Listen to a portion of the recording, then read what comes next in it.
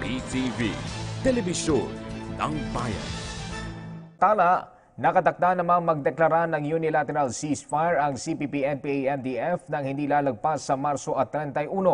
Ayon sa CPP, ito'y bilang suporta sa ika-4 na round ng peace talks sa pagitan ng gobyerno ng Pilipinas at National Democratic Front of the Philippines.